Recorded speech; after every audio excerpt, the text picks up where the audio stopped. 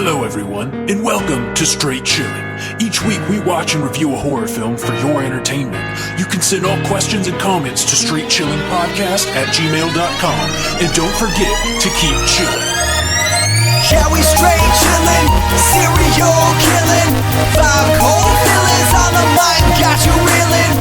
5-star ratings from the floor to the ceiling. If you get your 1 star, no time for feelings. Got a demon DJ, all the 1s and 2s.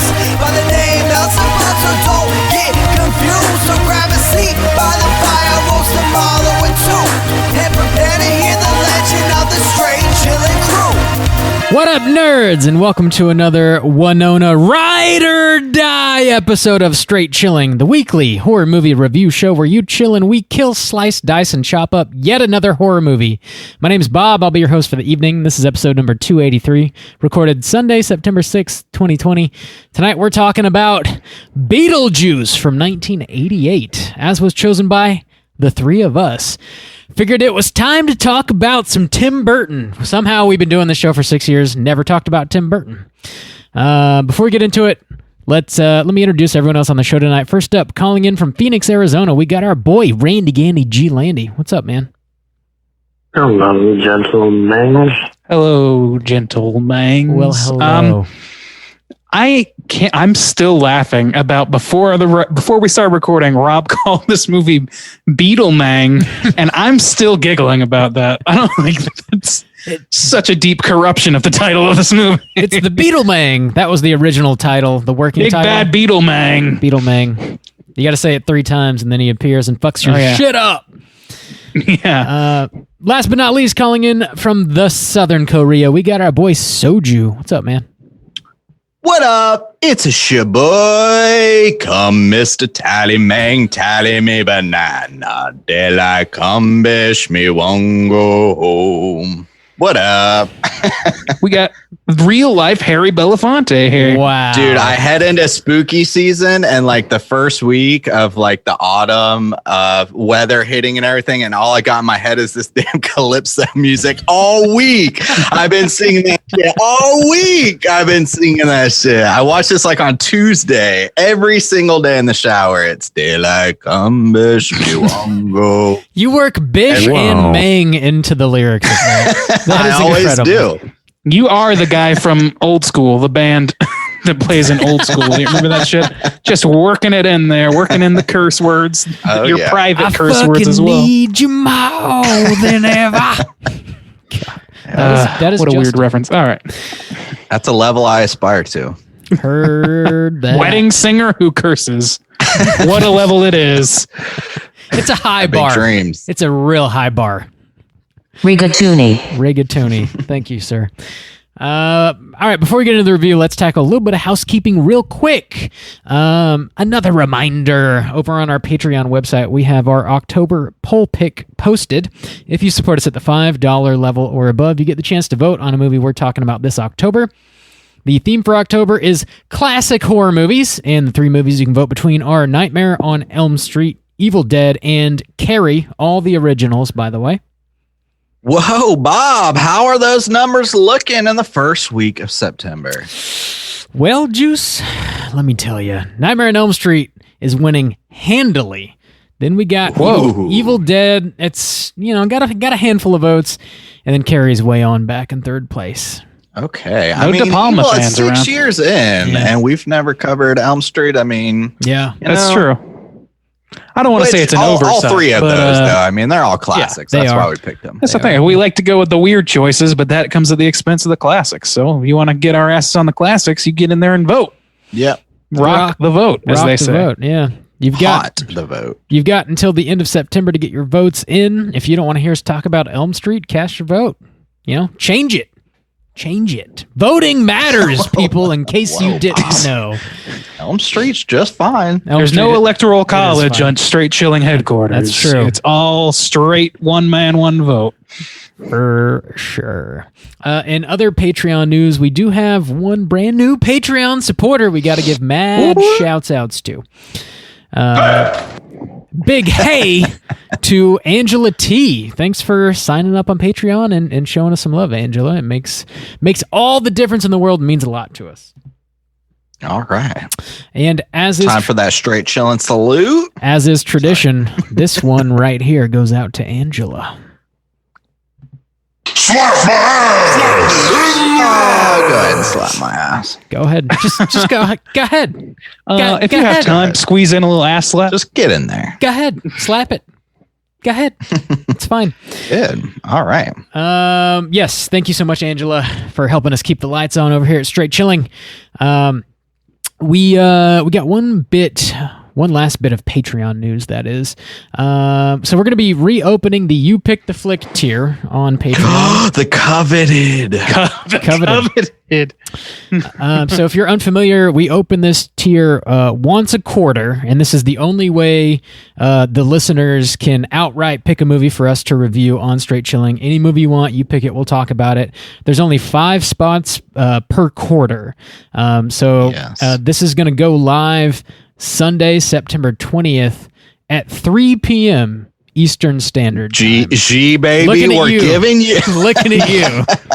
You better get a server farm going. Actually, G baby just represents the West Coast. I think East Coast has taken over the U pick. You know, we got to give fair opportunities. That's right. So we pushed it back a few hours. We usually open it at noon Eastern Standard Time.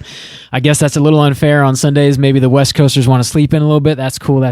So we're gonna open it up Sunday, September 20th at 3 p.m. Is this what's gonna reopen the old West Coast East Coast feud? Those wounds are gonna just rip right open. That's what's gonna happen. Now, Bob, as I understand it, that's a steep $100 to $200 out your piggy bank for that spot. Is that correct? Oh, good sir, you're so incorrect. Let me tell you. What? It's a one-time fee of $15. 69 dudes. And you get 69 a one-time dudes. fee of 69 dudes. All you gotta do is pay sit straight to your door, and then you just bang them all. You get to bang them all. They're all yours. Right.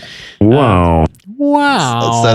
So that is the $15 slot. Wow. $15, you pick a movie, we review it, and then on top of that, we'll send you some stickers. We'll give you a shout out on the show. You get access to all of our bonus content on Patreon as well, which there's over 20 bonus episodes for you to listen to on Patreon, and we're going to be adding to that every month. So you get a lot of stuff. Yeah. We try to load you down, give you a lot of bang for your buck, and also this is something we just never mentioned on the show, and that's really my fault here. But if you pick a movie for us to review, we review it, and then we send you a personalized sticker with the name of that movie that you chose on it, and the rating and the date that we recorded the show, and it looks like a little VHS tape. It's super cool, super retro. We make it specifically for you for the movie that you chose, and we send that out to you as well. And Bob, don't you keep a version for yourself? Yeah. I make a second copy for myself, and you go in like the book of Straight Chilling. Yeah. One for me, one for you. Yeah, and two for you, 1, 2 for me. What I've been doing is taking all the picks for each year, and then I'll frame them. So I've got a frame for 2018, 2019. I'll have one for 2020 as well. Yeah, there's one right behind me. And there's one for me and Randy and you, right? We all have a framed. Yeah, we're gonna actually cut that in thirds when we get back to the stage. You guys want to carry that around? I'm sure of it. Oh yeah, go ahead that's going on my mantle. To the old SoCo real quick. Okay, so that's all we got for Patreon news anyways. Once again, Sunday, September 20th at 3 p.m. Eastern Standard Time, we're going to be reopening the You Pick the Flick tier. There's only 5 spots. Mark it on your calendar. Make sure you get in there quick and nab a spot as soon as it goes live, because they do go pretty much immediately. So if you want to pick a movie, get in there quick. Juice, I know you got some stuff. What do you got? All right, so last week was the first Tuesday of the month. That means new Top 5 Tuesday came out on our YouTube page that was talking top 5 music videos. Top 5 horror music videos. So if you didn't know, we have some bonus content on the YouTubes. You can check us out at youtube.com/Straight Chilling Podcast. Also, hopped back on the Twitch. I've been off for a couple months. It's been a busy summer, but I hopped back on for the spooky season, and I was playing 1989's Nightmare on Elm Street. Talking about old Nightmare from the NES, and that shit was cracking me up. Actually, I never played it before. And I watched some videos because I was like looking for some old school horror games, and actually it's as punishing as you remember NES games being, which that shit is a lot. Is wild. Yeah. But I realized, like, I was like, man, that really hardened us up and probably made us as spiteful as we fucking are. Cause I was like, I'm going to fucking beat this game. You're not going to get one over on me, NES game. That shit is tough. But it got to be kind of like a lot of fun. It's got some cool elements. You have this dream meter that counts down, and when it gets to the end, you like fall asleep and your world turns into a dream world. So like normally there's like bats flying around and stuff, and then they turn into like ghosties and shit. It was like cracking me up. I was actually really enjoying it. That's a cool system. Yeah. That's up on our Twitch. That's twitch.com/straight chilling podcast. Actually, I was surprised I was using a new device or whatever to play the old school games on that I've never used for streaming. And it worked out good. Like the audio and everything. I was like very surprised. So that's up on Twitch. I might throw it up on YouTube. So we'll see. But yeah, other than that, I think that's all my housekeeping. Okay. Game over. Yeah. I did not beat it. There's no saves or anything, so I'll probably go back to it eventually. I got one more bit of news real quick. I want to mention, Juice, you were featured on Chiaroscuro podcast last week. Thank you. Churroscuro, Bob, I think is how it's pronounced. Churroscaros. Churs the skurs. I was. Thank you for mentioning that, Bob. I forgot. I know we mentioned it on last episode, but yeah, talking Candyman with our good friend Nicole, who has been on this podcast several times. We love having her on. And yeah, we had a nice little discussion. And Bob, you have the follow-up to that coming out tomorrow, right? Ooh. Tuesday, yeah. So by the time you're listening to this, it will be tomorrow. Nicole's dropping an episode in which we discuss the sequel to The Candyman, Farewell to the Flesh.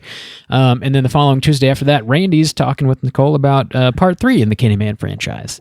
That's accurate. I get the sloppy thirds there. You guys enjoy. Hope you enjoyed your fucking good movies. Randy's not salty, obviously. Spoiler, Randy. Right?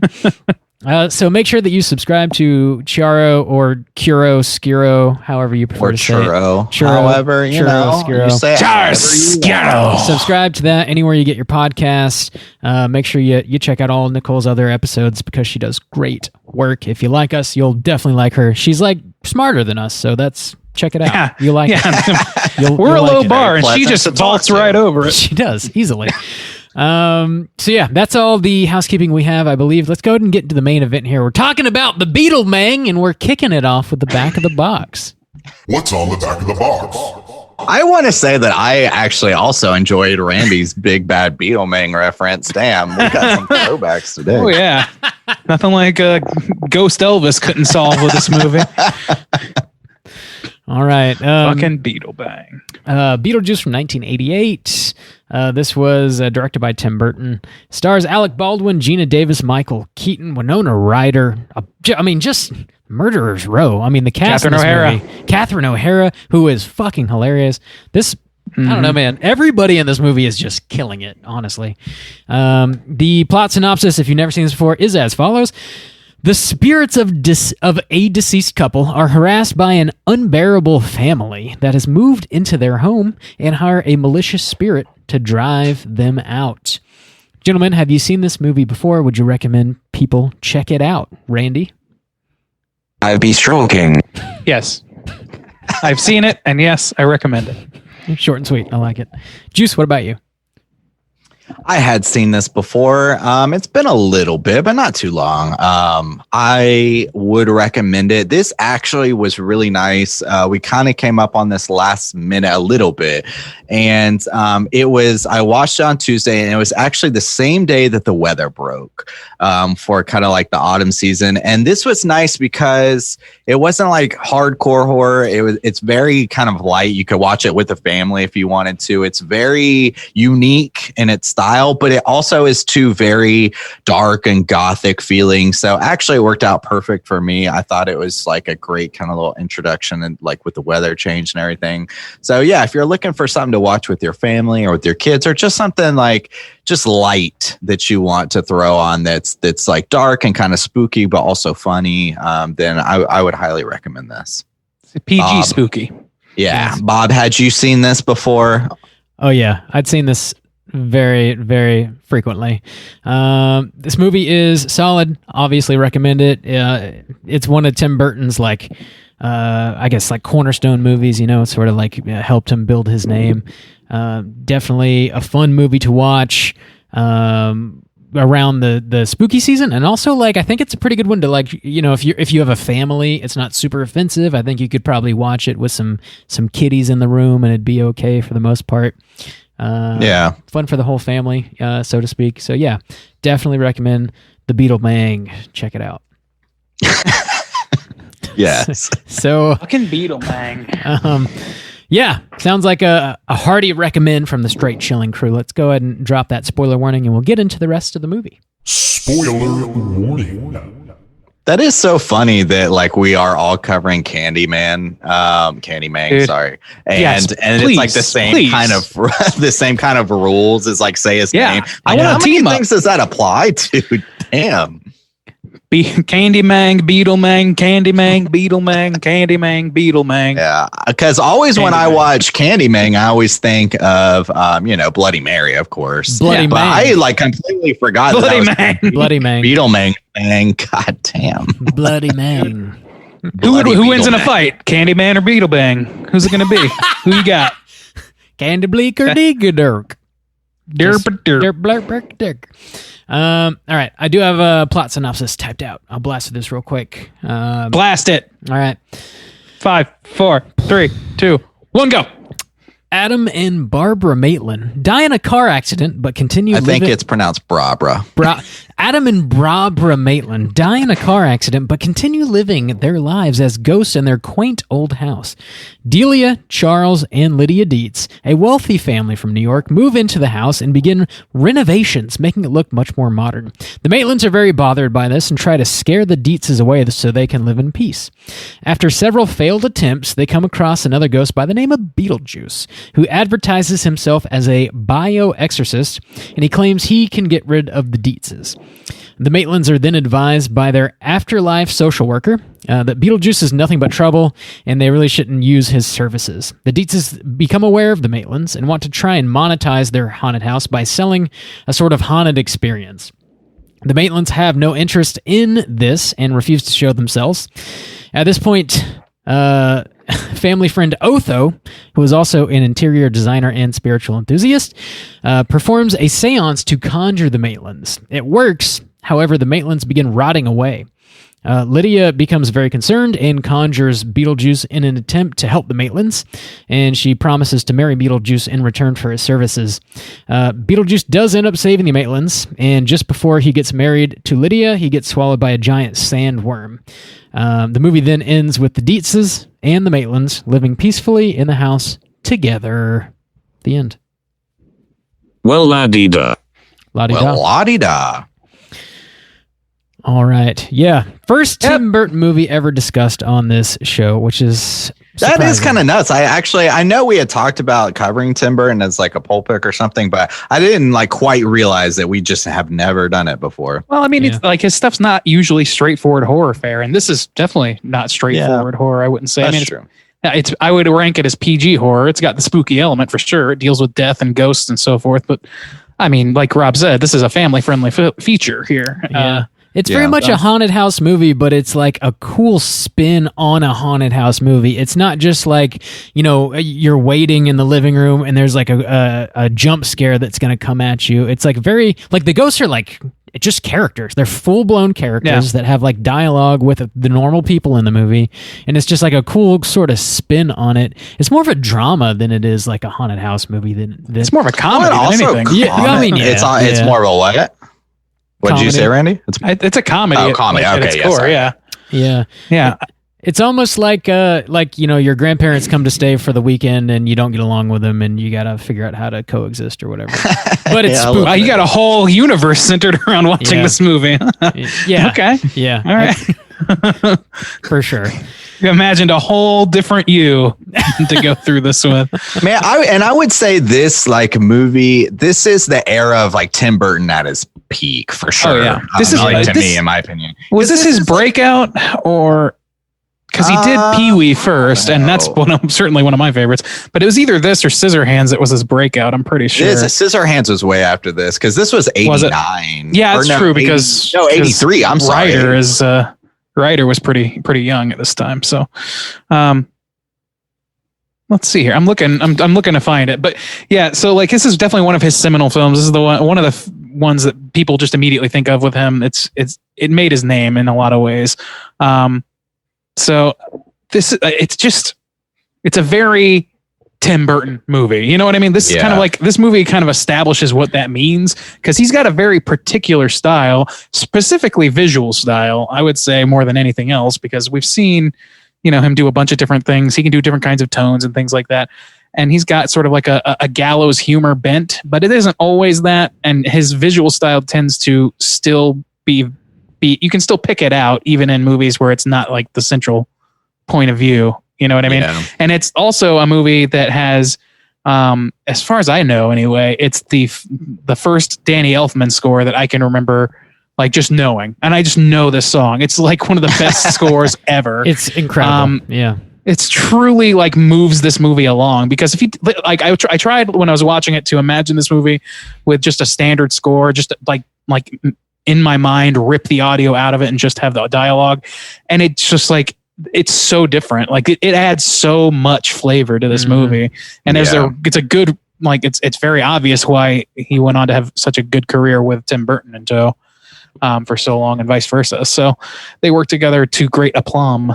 As far as the breakout, Randy, you were saying, it looks like Pee-wee's Big Adventure came out in 85, and then after that, he did a few TV shows, but his next feature was Beetlejuice in 88, which I would say that was his breakout. And then he did, 88. Okay, I got all of my things mixed up. Yeah, and then Batman was the year after, and then Scissorhands the year after that. So this is his renaissance, beginning of his renaissance. Yeah, he's 88, and I love Pee-wee too. So like, for me, it starts with Pee-wee, but even at like, it's undeniable that Beetlejuice was such a smash and is like culturally so huge at the time and still to this day that you say Beetlejuice, people aren't thinking about the fucking star, or if they are, it's because they relate it to the fucking character. This is a cultural flashpoint and a blockbuster in a time where that sort of thing really, really mattered. And really wasn't like competing with so much stuff. We all had an astrology professor in college who was talking to us about Beetlejuice the star, and he was like, and if you look really close, you can see Michael Keaton. And then of course we all just he was such a soft-spoken dude. It was so obvious he had told that joke every class he had ever taught.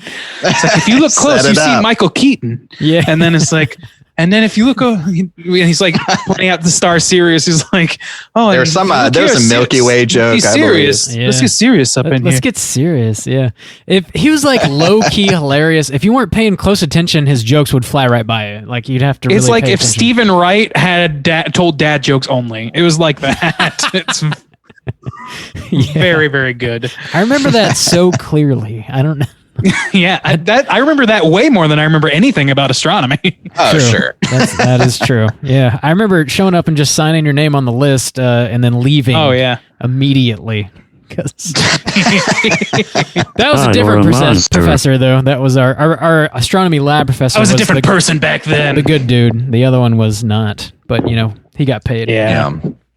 Anyways. Yeah. Beetlejuice. That was a nice little. It's hard to talk about this movie because it's so like everybody knows this movie for the most part, and everybody has an opinion on it. Everybody from our generation, certainly.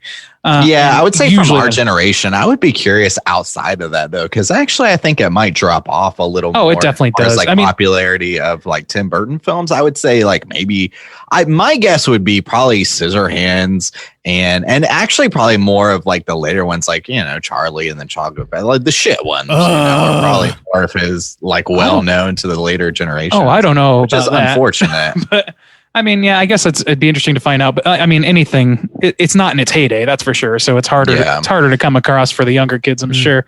But it's still such a huge fucking flashpoint of a movie. I mean, Michael Keaton's career just like blew the fuck up after this too. Yeah. He is amazing. He was already doing pretty well, I think. Dude, but he's so good at shit. Kills it, man. It's hard to imagine anybody else playing that role. Like that whole like dialogue where they're like, I don't know, like, can you really get rid of these guys or whatever? And he's like, oh, I don't know, I attended Juilliard and I went to Harvard and I've seen The Exorcist about 168 times or whatever. Like that whole thing is just fucking phenomenal. This movie terrified me as a child, by the way. I don't know. Did it scare you? Really? Oh, really? I don't remember ever being like super scared by it.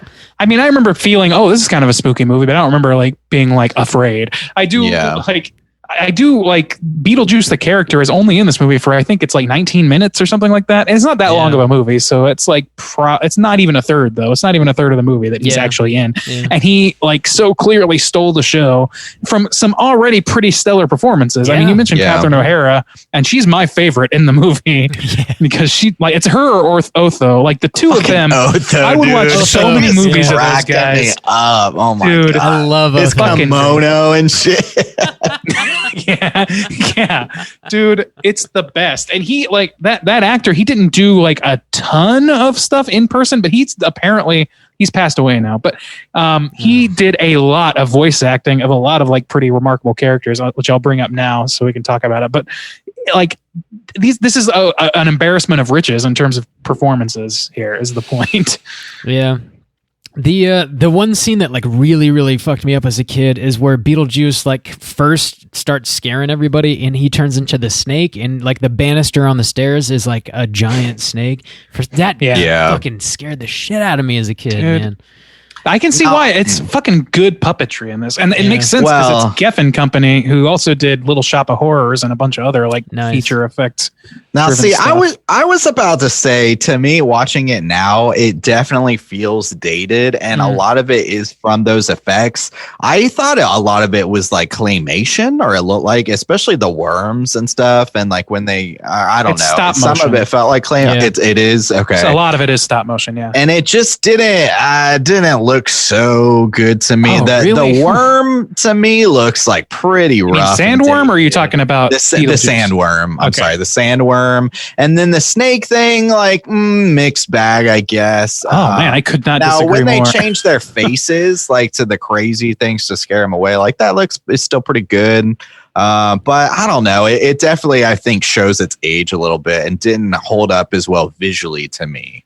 See, I disagree entirely, and it's not because they don't look dated in some way, because that's definitely true. No, I mean, any movie from this era doing this like level of effects is going to have the same issue.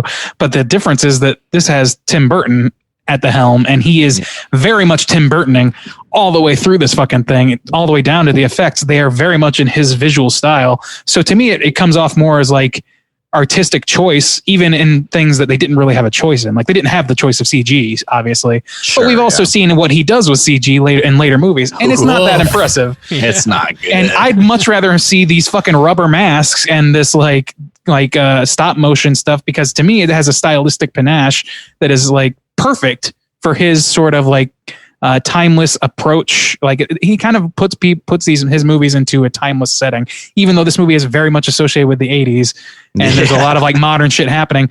But if you look at like the base characters, your Maitland family and even Lydia, like it's a standard nuclear family situation, and they're very much like sunny suburbanites. Which also plays a large part in his films too, especially the early ones. Yeah. You think about Pee-wee, and especially like Edward Scissorhands. Got that like weird, where it's like suburbia, but it's like unsettling suburbia. Yeah, it's like sideways stories of from suburbia. Yeah, exactly. And like to me, like this visual style and specifically the animation bits, the special effects, they really lend themselves to that. Yeah. So I love that. And I speaking of Michael Keaton's performance, that scene where he's the snake, he has one line in that, and it's probably my favorite line he has in the whole movie, where he picks up Lydia's dad and says, "We've come for your daughter, Chuck." Yeah, that is pretty great. That shit is so fun. This movie definitely like kickstarts the whole like Tim Burton aesthetic, like, you know, where like everything is very kind of like stretched out, and you've got like long shadows, and it's very sort of like gray. German expressionism redux is what he does. Yeah. When we talked about Caligari, I was like, holy shit, this dude ripped so much of this. But in this movie, I feel like it comes out a little bit more in other movies. In this movie, like, because it's got some different styles. Like, it's got like I don't know, I guess the modern, like the gothic contemporary art of the 80s kind of plays out, and they kind of play like, I don't know, it feels like a good blend of not just straight ripping like German expressionism, you know, like it feels like more of a personal style with like the kind of gothic stuff, especially when they go to the other side and stuff, and you're in offices, and it's not always in the house. I don't know, I feel like it's a better blend in this film, and he kind of dives deeper and deeper into it as his like catalog kind of builds.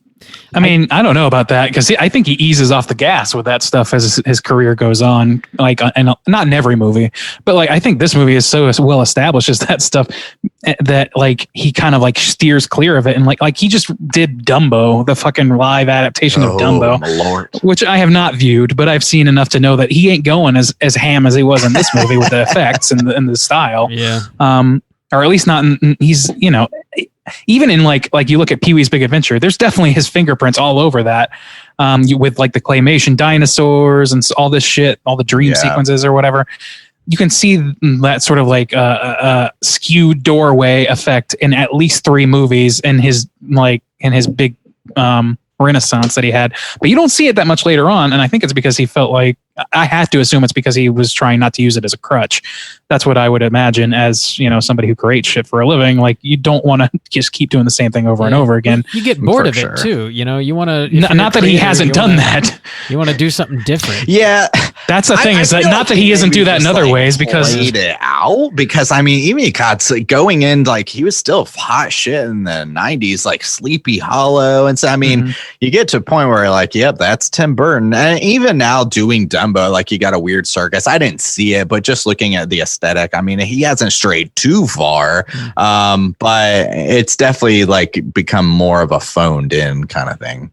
Yeah, I mean, that's the thing. It's like I say that, but also he might be one of the most obvious histories of repeating himself, because you've got look at his fucking relationship with Johnny Depp. I mean, I've never seen two men swing from each other's sack so hard. Well, it was Michael Keaton for the longest time. I mean, even for a bringing up Michael Keaton and then Batman. Yeah. I mean, you know, he just kind of sticks with the same people. He does, and that's fine. Bigger directors or more stylistic actor. You know, Quentin Tarantino. People do that, but yeah, the whole Johnny Depp thing that is a little excessive. I mean, Ed Wood, Sleepy Hollow, Charlie and the Chocolate Factory, fucking Sweeney Todd, Alice in Wonderland, Dark Shadows. I mean, the list just keeps going, and it's, you know, and that's fine and good. Like, people repeat themselves hire the same actors all the time. They have a good working relationship, all that stuff. No harm, no foul. The problem is the diminishing returns on those films, and it really starts to feel like they're diminishing. You're really trying to recapture something that you really failed to recapture several times at this point. But those are other movies. So as far as this one goes, it's just fucking like so much fun. And this movie is a really tight, like 125 or something, an hour and 25 minutes, something like that. Yeah. It's like a really tight movie. It's really like easy to digest and so silly while also having this creepy aesthetic. it felt pretty streamlined to me. I was kind of surprised that, like, oh, that's the movie. That's it. You know, kind of just it's pretty simple in its premise, which it didn't stick out to me as much as that when I was younger watching it or whatever. But this time specifically, I was like, wow, this is super streamlined. There's not a whole lot going on. There's not a lot of characters, but everything's really easy to understand and follow. And it's crafted well. He develops an entire world basically, and like you don't have a whole lot of questions, even though he's fairly vague with it. Like where you see the sandworms like swimming through the desert and stuff, and like we see visions of the afterlife where it's essentially like hell is just basically the fucking DMV, which I think that is hilarious. And we see the it's like they open a door and it's the room of lost souls or whatever they call it. I forget what they call it, but it's basically hell for ghosts, and it's like where the exorcised ghosts go. So like it gives you stakes even in the afterlife. It gives you enough to like fear for these characters, and then they also like with the story. Yeah, and they're loose though, like you said, they are vague, and there's certainly questions you could bring up. The magic of this movie and this approach is that it's silly enough to where it's dramatic enough to where you want stakes, but it's silly enough to where those stakes don't have to be so fully fleshed out. I feel like, you know what I mean? Like and they have the stakes of death for the dead, but they also have at the end of the movie, the fucking Gina Davis gets sent to fight a sandworm and then just magically starts riding it and uses it as a deus ex machina to eat Beetlejuice in the final hour there. So like we don't get any explanation for that. And unless you're really thinking about reviewing this movie, I don't think most people do consider that because it's not that important. Yeah. The important thing is like this silly little story is kind of wrapping itself up into a nice bow. It's fun and it's light and it ends on a high note, which, not every movie we review does that. Very true. Yeah. And then we got you got the good blend of emotions too. Like you know enough about these characters and you care enough for them that like, when she starts running away, you're like, oh no, but then it quickly changes to like really goofy over the top stuff. And like, God, the music in this, like what a very talking about like the idea of calypso music in a like creepy kind of movie like this, but what a brilliant, like iconic thing it became. Like to me, I think it's like a brilliant choice. It makes these scenes like stand out and so fun, but it is like an odd choice. You're like, what the fuck is this like calypso music doing in here, dude? And the Harry Belafonte stuff is so fun, and that's so clearly like that's like the way you like somebody today or like even 10 years ago would put in fucking Rickroll into a movie. Imagining that's not a meme, but like imagine like that's the kind of thing. He's just pulling something out of obscurity that people don't think about that much, but somehow people in that generation just know intrinsically and repurposing it in this really fun way. And at the same time, you've got fucking Danny Elfman just killing it in such a grand fashion that song was used for like every movie trailer for like 6 years. It seemed like fucking heard that in everything. So the music is like probably maybe even I can't decide whether I like the visuals or the music in this movie more. Like those are kind of battling it out for top spot in terms of praise for me. Yeah. I was rickrolled as frequently as this week, by the way. That's still a thing. Shit, still going strong, huh? I know. I was trying to like remove the meme aspect from it to make that comparison work, but that's still happening. I think we got to talk about Otho a little bit here. So, dude, let's talk about Otho. Glenn Shadix is his name. I don't know if I'm pronouncing that right. We've got this character. To me, it blows my mind. We've got this family who seems like a wealthy family from New York, and they buy this like house that's sort of like on a large piece of land, sort of in the middle of nowhere. They want to get away from the city, have some peace and quiet, whatever. So they moved to this little like farmhouse and they want to redecorate it. So they've got this close friend, Otho. They bring him along and he's an interior decorator and he's like, all right, I'm going to help y'all design this house and make it look modern and hip and, whatever.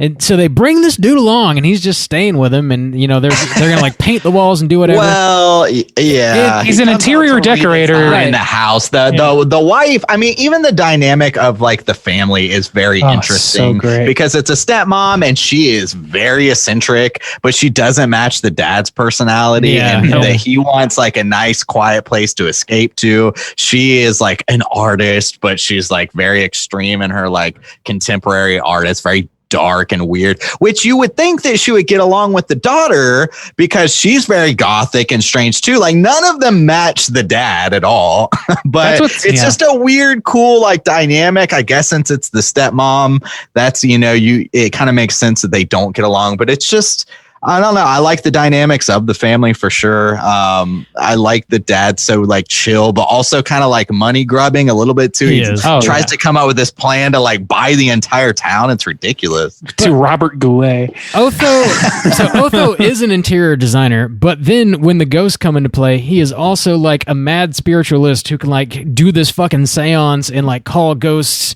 like whenever he needs to. Like he's just, those are the two sides of Otho: interior designer and spiritualist. Well, hang on. The only reason he's able to do that is because he finds the book. Now, before that, he's just like essentially like blowing smoke up people's asses. I love that. What his character is. I know. Like, because as soon as shit goes sideways, which it does like immediately, he like bail. He's like, fuck, I don't know. Yeah. Like, I'm out of here, man. I don't know what to do. Sorry, go ahead, Bob. I took Otho at his word because he's like, I know just as much about the supernatural as I know about interior design. And I was like, okay, all right, this guy's just, he's he's a jack of all trades. He just seems like an opportunist. Maybe so. Obviously, like the way he's onto this woman and they have money. Like I think he is the villain from Murder Party, basically. Like that's the thing. Is like this movie also has a lot of Tim Burton's artistic background in it. Like the fucking Catherine O'Hara's art is ridiculous. Her art dealer hates it and so much, and her by the look of it. And Otho, like it's just that, like the reason that she's a loathsome character is because I would imagine to Tim Burton, like the artists who are like just blowing smoke, like Justin said, like the artistic minds or whatever, who are all like just pompous hoity-toity bullshit artists. That's he's coming after them in this. And then Otho is like a glom on fucking like roadie or some shit to that. And I love that. And he's definitely blowing smoke with that stuff because he says, I used to be the foremost paranormal investigator until the bottom fell out in the 70s. It's like the bottom didn't fall out of paranormal investigations. That never happened. Just fell right out. Yeah. Just total mismanagement from the Bureau of Paranormal Affairs. Paranormal. The fuck are you talking about? He's strolling around in the morning in his fucking kimono. Dude, dad, I feel so bad for that dad because he's already got the crazy, like, step wife or whatever, or like second wife, and she's so eccentric and he just does his best to kind of like deal with it and just like throw money at her. His daughter is just like talking about killing herself and just always in all black, and he just wants to fucking chill out. And here comes old Otho strolling up in his kimono. He's like knocking down walls. He is a bit of a schlemiel in this movie because he gets like even things that are just total happenstance, like Catherine O'Hara. I keep forgetting their mom's name. Delia's artwork is being hoisted up by a crane and crashes through the window as he's like sitting there spinning his glass of tea, looking all content, and then just like broken glasses in his fucking face. I'm like, yeah, this guy's got his shit on, but don't feel too bad for him. Jeffrey Jones is not a good dude. So. Yeah, I feel like we got to talk about Lydia a little bit too here. Like Lydia, I feel like she's just sort of like the spirit animal of like every goth kid in the 90s. Like all came from Lydia. Dude, he was definitely an icon. It's like, Michael Smith reincarnated into Lydia Dietz and Wednesday Addams, and that became the Craft Girls. Like that's what begat the Craft Girls. Yeah, that made that movie such a success. Yeah, and then Winona did fucking Heathers too. Like she cemented herself in like goth culture in a way, In a way, yeah. I dig it. I'm into it. I did, yeah, man. And we know, Rob. We know, Bob. I'll be stroking. I meant her Robbie performance, stroking. but okay. I'm telling you, man. I was watching this with Becky, and I turned to her and said, "I feel like if you had watched this movie at the right time of your childhood, you would have become a goth girl." I feel like that's a certainty. Becky would be the gothest person ever. Dude, I'm telling you, there is some latent goth shit going on in Becky's brain. It's just waiting for that trigger to pull, and it's all of a sudden like black dour fishnets and shit. Yep. She just needs to watch Beetlejuice. She's never seen it, has she? Beetlejuice. She had not seen the whole thing and watched the whole thing for the first time last night. That's it. It's done. She's wearing black lipstick from here on out. Yeah. It's happening. Yep. It's happening. Anyway, but yeah, so this yeah, you're right. Like there's just so much style in this movie, but it's not style over substance. The substance is there. It's not like the most weighty substance. It's still cotton candy, but it's delightful. Yeah. Yeah, and like we were saying, like the world building is like solid, because these characters are discovering this afterworld too. And there is some kooky stuff like sandworms on like Saturn or whatever. Yeah. But maybe if you start to like think about it, you're like, that doesn't make a sense, but you don't really care to. It doesn't. Yeah. Like that's, I guess, the biggest, like, weirdest thing. Like, what the fuck, sandworms on Saturn? Yeah, like, there's weird just time coming up with jumps. that idea. Like, why would that even be a thing? I guess you need an idea of like to keep them in the house. Like, you can't leave the house. Like, what happens when you leave the house? So Right. I guess he just came up with this wild thing, but you don't care too much to explain it, and everything else is solid about like you spend this much time in the world, and you stay in your house, and You commit suicide. and shit. You are a civil servant in the afterlife. Yeah. Yeah, that was pretty good. funny. Yeah, in a very dark way. Yeah, and we haven't spent enough time on fucking Catherine O'Hara. Her fucking line reading, like the thing that cements her as brilliant in this movie is when she's going around with Otho doing her thing, spraying mauve on the wall and shit, like all kinds of dumb shit. And Jeffrey Jones, the dad, like tries to stop her, and she does this fucking beautiful little rant where she's like, if you don't let me change this house, I will go crazy and take you with me. And her face is so fucking insane in that moment. It reminds me of Clue, the flames on the side of my face line read, where it's just so intense, but the content of the conversation is not warranting it, really. Like, it just does. There's something about it that makes it seem so silly. It's great. She is so fucking fun. And I've been watching Schitt's Creek, and she's like a lead in that. Have you guys seen any of that show? I haven't. No. She is so fucking good in that show. She does this insane, unidentifiable accent in that show. You got to watch it. It's great. She's fantastic. I've never seen her in a thing I didn't like her in. Like she just kills it. She's like a Kathy Bates. Like, I've never seen Kathy Bates in anything where I was like, I don't know about Kathy Bates in that movie. She just kills it all the time. The Office. Oh, I didn't know she was in The Office. No, it's okay. It was fine. I mean, I like her, so I liked it, but Yeah, I guess she doesn't kill it. Yeah, it's not the best use of her talents, in my opinion. Yeah. Well, whatever. The Office. Anyway, that's a whole separate podcast. That's right. Let's talk about the ending in this movie a little bit here. So, we've got the Maitlands, and they've been like called to by fucking Otho, and doesn't really know what he's doing, and they start sort of rotting away. So Beetlejuice, the Beetlemang, gets called to from Lydia, and he sort of like saves the Maitlands in one way or another. We don't really know how. That's like, I guess that's sort of another question you might have about this movie. But they stop rotting away. And of course, we come to like the wedding scene, and this whole sequence right here, like everybody in the room is trying to say Beetlejuice 3 times to get him to go away. And he just keeps like stopping them from doing so in various like goofy ways. It's like a cartoon, man. It's like he's Bugs Bunny in this show. He is. He's 100%. Well, they make Bugs this. Bunny. Y'all remember the cartoon they made? Oh out of yeah, it? Yeah. I remember. Good stuff. He literally like throws a little metal like plate onto somebody's mouth, to like shut them up. Dude, yeah. Straight out and of a zipper. Cartoon. Yeah. And he's like, even earlier in the movie where he's meeting the Maitlands and they get sucked down into the model where he's living for some reason. Yeah. And like, he's like trying to look up her skirt, and he's just like planting a loud kiss on her that makes the that Yeah. like suction sound that like it's Bugs fucking Bunny. There's Yeah. no two ways about it. And I think that's a brilliant way to play this. It makes this fucking character so much more fun because he's disgusting looking and he's doing horrible things, but he's also acting like fucking Daffy Duck or somebody. He's not acting like a person. And the style is such that it's not realistic. So like visually, so it's a perfect blend for me. Yeah, it is.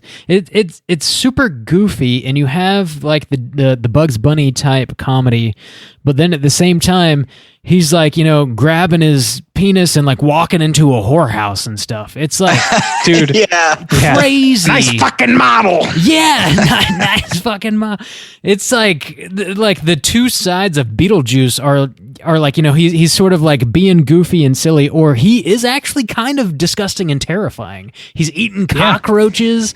Like he covers the spectrum of comedy. But he's like a con man. That's his thing. is, It's like he yeah. tries to be like a smooth kind of guy or whatever. But then as soon as you cross him, he fucking flips on a dime. Yeah. Oh yeah. He is. He's scary. He is scary in a way. Mostly funny, but if you really piss him off, he is actually kind of scary. Oh, he's a danger. Like Yeah. there's a reason. Like and they do sort of live.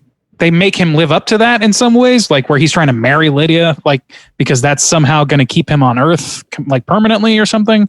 Like there's some lore issues that you could go into. I want to point that out too, but you could point to some things where it's like, I'm not sure this makes a lot of sense, but it also doesn't matter that much. Yeah. But yeah, he's like, he does all that, but also at the same time, he's like trying to stomp on a pair of chattering teeth and shit. Like it's like, he's saying Olay or whatever. Like it's wild bullshit.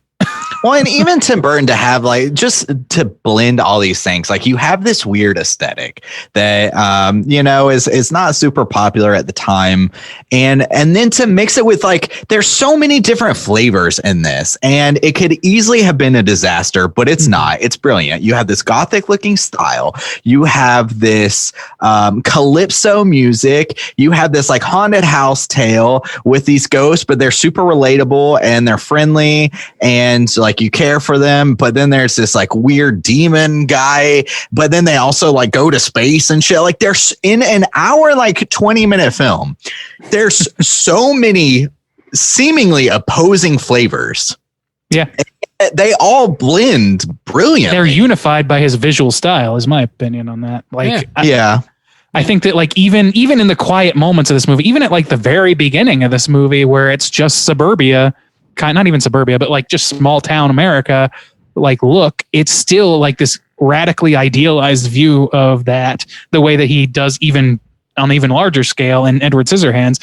So it's all like the highly saturated, highly like again, very cartoonish. Like you can pick out, you know, something they do in cartooning is, I forget what they call it, but it's a silhouette rule of some kind where if you're making a cartoon, you want all of your characters to have a different silhouette. So you can pick them out just based on their silhouette. This movie has that. Like this movie has that down, in my opinion, at least as far as the principal cast.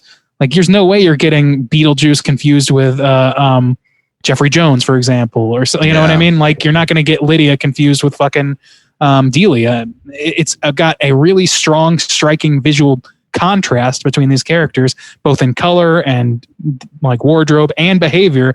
It's just very strong, and it makes for like that's what makes like a strong ensemble cast. Yeah. I never really thought of it like that, but you're right, man. Like they all have their own very signature, specific shapes and like flavors too. Even almost. Otho and the dad, who are just kind of like bigger, rounder men, but they're very distinct. But the crew cut on Otho, like you're not going to mistake that for anybody else, or the kimono for that matter. Yeah, or the polyester like leisure suit or whatever. They like that scene is so funny to me because that's from a bygone era for me. I don't even understand the joke really. I gotta assume that it's like some big fashion faux pas. He gets put in this dumb leisure suit. Yeah, he's so disgusted by the outfit that he just runs away. Like screams and like skedaddles. Like you can't even call it a run. Yeah, it's just a ski-daddle. I love that joke. It's not enough that the house is haunted. He just has a gnarly suit on and can't take it. Yeah, we've got these life or death stakes, but Otho's big comeuppance is wearing polyester. So I mean, hilarious. A blue leisure suit. Oh Lord. He's he's probably like in my mind, that's like the worst anybody got in this movie. You know what I mean? Yeah. Yeah, I guess so.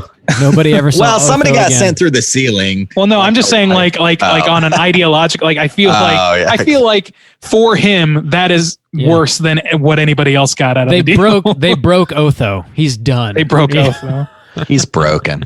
And dude, how this movie seems almost like it could be not just a cartoon show, which it became. They kind of like warped it a little bit. So Beetlejuice was a protagonist and friend to Lydia. But if you like, I could imagine this being if like a HBO show today, and Otho being like the Kramer or Urkel character that just steals every scene he's in when he's like just busts in the door. Yeah. Oh, that's Otho right there. Yeah. I don't know, man. I just feel like there's such strong characterization from the four adults, Lydia and Beetlejuice and Otho. That's a huge cast to get all of them so right. Yeah. Yeah, like you can vibe with them all. Like you know exactly who all those people are so clearly. Mm-hmm. Like they're all so well written and so well acted. Like there is no guesswork amongst them. They're archetypal and perfectly played for their archetypes. Yeah. You know what I mean? Like yeah, I don't know. The fucking cast in this movie is through the roof, and it really definitely is. helps that Burton has that signature style that he's sort of like honing in, and then fucking Danny Elfman dropping the gnarliest music you've ever heard. I mean, yeah, drop Elfman, dropping the beat. Elfman, Danny Elfman, killing it. Yeah. So I mean, yeah. Does anybody have any critiques for this movie? Because it seems like we're just. I thought I thought it looked dated in like there's certain places, and then some of it, if you try to pull it apart, doesn't make a lot of sense. Like really, as far as aesthetic goes, the sandworm to me looked the worst. Coming back to it, and then the and like being on Saturn and shit, like it just doesn't. Like all of a sudden, like you throw space in there. There's already a lot going on, like to throw space in there. And then also there's these sandworms in space. Like it doesn't really make sense, but it doesn't bother me enough for me to go like, oh, what the fuck? Like, I don't. In a movie this silly, it's hard to be like, well, that rule doesn't. This reminds me of Pee-wee's Big Adventure again. Like I remember one time working at a summer camp, I watched that movie one day on my day off in a common area. I was just looking for something to do, threw a DVD on, and this dude who I didn't know that well sat down. I was like, can I join you? I was like, yeah, sure. Pull up a chair. And he was watching this and he was like, what's this guy's deal? And he's like, I remember. What does this guy do for a living? And I'm like, dude, you are asking the wrong goddamn question. Yeah, that is okay. These are not questions for Pee-wee's Big Adventure. Does he pay finding his what taxes? he does for a living? Yeah, you're looking at this like it's happening, and it's not. It's not happening. But yeah, I don't know. That's kind of how I feel about this movie. It's like you could pull it apart, yes, but all that does is diminish something that's already like fine the way it is. Like it doesn't enhance or diminish really unless you allow it. The biggest problem I have is the ending. I think where I guess it's just really like the writing. It doesn't clarify much. Where like how Beetlejuice saves the Maitlands is a little loose, and then also like they can't get married. He snaps his fingers. Yeah, and towards the end, Beetlejuice and Lydia, they can't get married, so Beetlejuice gets swallowed by a sandworm just because and then goes back to the waiting room somehow. Like I agree with you. I think it's like that's where the more you start paying attention at the end, the more it's like, I don't understand. And there is a Deus Ex Machina that sort of like finish these things off. So yeah, on that level, I would agree that there's some weakness in terms of the lore, but the lore is so fun in its own right that it's kind of negligible. Yeah, it's like it's so visually entertaining. The actors are just like Men in Black. Like it is. That's a good comparison. They set up a whole world in a tight hour and a half, and you could really like pull apart the lore if you wanted to and ask questions that that they clearly didn't consider. But it doesn't enhance anything to do so, and the movie's not about the lore. The lore is there to support the entertainment. And it's so clear that that's the aim. If the acting wasn't at the level that it was at, I feel like you would really have way more questions than you do, because they buy it so much that you're just on the ride with them. You're just kind of going with it. There is one thing that we absolutely have to talk about. It's, in my mind, it's like probably the most iconic scene in this whole movie is like the dinner party sequence where they all start getting possessed and dancing and singing, and then they get like, the shrimp hands grab their face and throw them on the ground.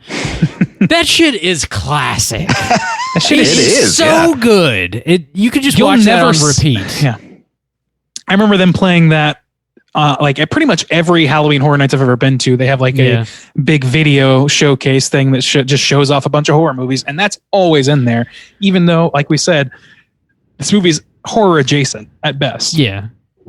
It's also Universal property though. So, I mean, that might have something to do with it, but I mean, it's just so fucking beautiful, this scene where it's not spooky at all. It's just ridiculous. And it gives all of these people, all these adults that are trying so hard to be like in charge of the situation, take charge, be, get the upper hand. Like that's the adult's whole thing. And that's why Lydia feels estranged from her parents, is because she's not interested in that. She's not interested in all that shit. And neither are the Maitlands. That's why she's attracted to them. But anyway, all these people are trying so hard to seem important and big and built up, just get broken down into bite-sized Harry Belafonte bits. And it is so fucking great. And not only that, but it completely backfires on the Maitlands because it removed that element of the whole interaction. And that's probably what's part of the enjoyability for them, I would think. Yeah. It's like getting on a roller coaster. Yeah, you're not really in any life or death mortal peril, but you feel like you do, and that's good enough for you to scream and behave as if you're in mortal danger. You know what I mean? And you're tricking your mind into thinking that something's going on that's not really as dangerous as it feels. It's just a thrill. It's thrill seeking. It was what it is, which is why they try and monetize it, because that's how their brains work. They were like, wow, that was fun as shit. We can make money. We can sell it. Yeah, even they think it's fun. Yeah. They're not terrified. They need an Ian Malcolm in this floor. Right. I love in that scene where Otho turns the little champagne bucket upside down. He's playing it like a bongo. I love and then he looks so surprised that he's doing it. Their faces, they sell it, man. They all sell it so well. Jeffrey Jones doing the black tarantula line is so funny. If you don't remember this, go back and watch it. He does the biggest ever seen somebody do. It's insane how he is going full blast. They sell that would be fun to just fucking let loose with that shit. I take a couple shots and be like, let me get in here. They sell that they're acting against their will so well. You just really buy into it. They can't believe they're doing what they're doing. Great scene. It's good shit. Iconic scene. Anything else you guys want to touch on before we end up rating this thing? I don't think so. Yeah, I think we kind of touched on all the major points, anyways. So let's go ahead and rate it out of 5. Randy, you're going last. Juice. Yeah.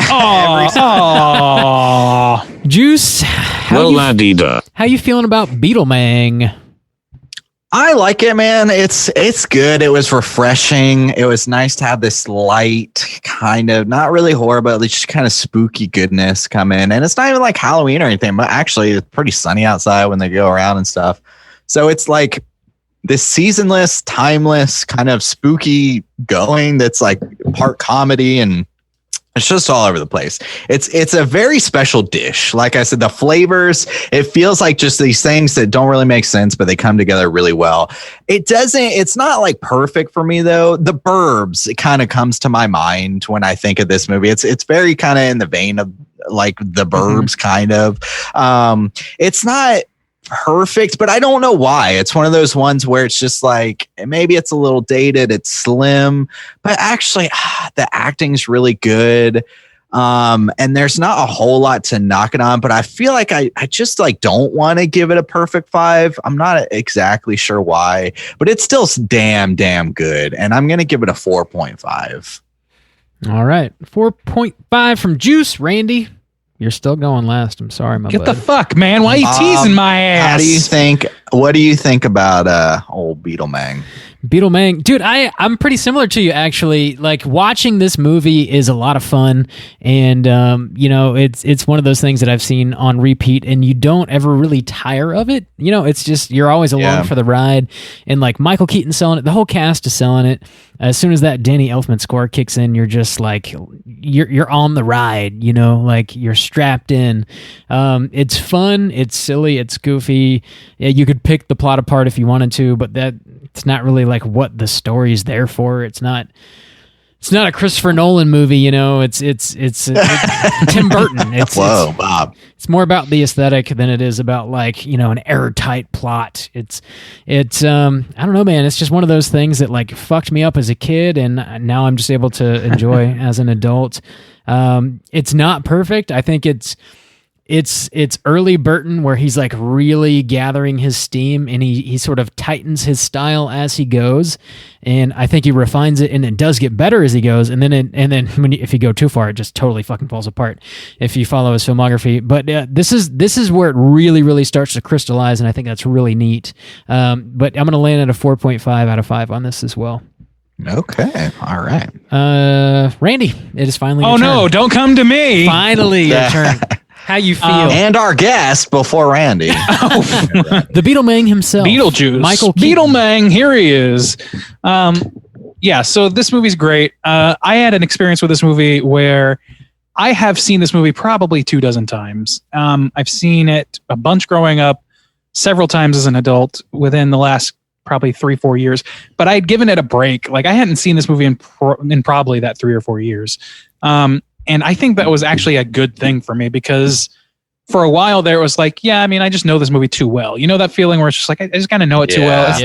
It's not surprising me in any way, but giving it enough space allowed me to sort of like be re-exhilarated about it. I'm like, man, this is so fucking good.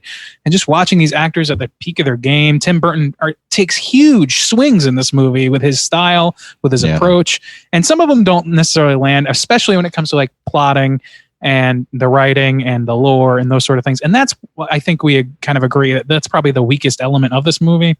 And I feel like this movie is cotton candy. Like I said, this is not a meal. This is, and that's fine. But to me, that also comes with a downside because I like having movies with a little extra substance to them. Like I'm thinking about specifically, like, I know this is a comedy, but when I think about Groundhog's Day, that movie had a lot going on. You know what I mean? And it's still a comedy. It's still silly. It's not this silly, but I think there's like room for a little bit extra. If they had refined the plot down and maybe made it a little more centric to the idea of normalcy and what makes Lydia interesting and her relationship with her parents a little more, then maybe we could have seen just a little like flash of something really, I don't know, engaging interpersonally between the characters as opposed to just having strong characterizations in and of themselves bouncing off each other. I think that would have been maybe improved it a little bit, but goddamn, this visual style, these actors, these characters, the fucking score is unbelievable. Even Harry Belafonte, I don't even know if I would know who that is if it wasn't for this movie. I probably would not. And I feel enriched because of that. So this movie is an easy 4.5 for me. I withhold that final half star just because of those like minor quibbles. And I feel like you guys do that. If there's anything missing from this movie, it's that. And I think that it had the capacity for that, but I don't know if maybe like Tim's script wasn't ready or they went through too many revisions or something. A very common thing at the time. And they prioritized the important parts, which is why it's so high still. Like the important part for a movie like this is making all those good things happen. The visual effects, the style, the characters, all those things. Yeah. And the lore writing can kind of take the back burner a little bit. And it does. So 4.5 for me. All right, easy math. Oh, sorry, go ahead. Beetlejuice 2 is on IMDb, by the way. Yeah, I think that's been in the works for a while. Okay. Development hell for years. But I was looking at that and I was thinking to myself, what if they did it Halloween style? Dude, at this point, like Tim Burton, present day, I don't want it. I don't. I don't blame you. Yeah. But I'm just sitting here thinking, God. Michael Keaton's pretty old. Otho died. I mean, I think Michael Keaton would kill it. I really do. But Tim Burton, I just really don't I'm not down with him anymore, man. I hate saying it. Oh, The wow. past like Whoa. 10 years, the dude hasn't really made like Sweeney Todd was like, so, but that was more than 10 years ago. I feel like I feel like the past 10 years. Sweeney Todd was not that good to me. I did not like that movie. I mean, as far like, yeah, it was okay. I was just disappointed by the music, and that's not his fault. But that's I was like, this is not good music to me. Big Eyes, I didn't see. Yeah. Frank and Weenie, I didn't see. Dark Shadows, nah. I actually heard Frank and Weenie was dope, but I have not seen it. Really? I'll give it a chance. That one I'm more interested in than the others. Like, I'm more interested in that than Dumbo, that's for sure. Yeah, Miss Peregrine? I don't know shit about that. Seen that. Yeah, I don't know. Planet of the fucking Apes.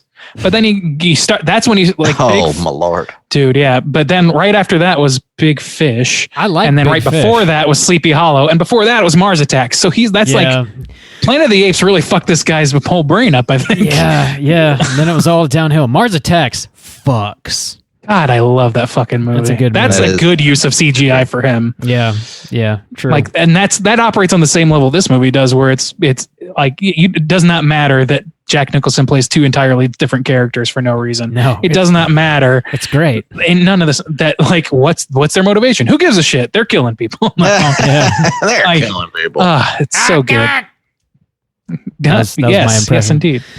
And perfect it was. Yeah, easy math for me. That's going to put our aggregate at a 4.5 for the Beetlemang. Let's go ahead and jump to our Rotten Tomatoes segment and see what the critics and users think about the Beetlemang. Certified fresh to death. If it is certified fresh to death, we're going to do here for newbies. This is our Rotten Tomatoes segment. I'm going to ask these two gentlemen what they think the aggregate score is for the critics and then the users, as written by RottenTomatoes.com. So it's in percentages. I'm going to start with Juice today. We got a critics consensus here based on 58 reviews. So 58 reviews as your basis for critics. What do you think? 0 to 100. I think it's got to be high. I'm going to take it to 90. I think it's 90. high. Okay. All right, Bob, how you feeling about it? I feel like it's pretty high. I think 90 is a little too high, I want to say. I'll give it an 85.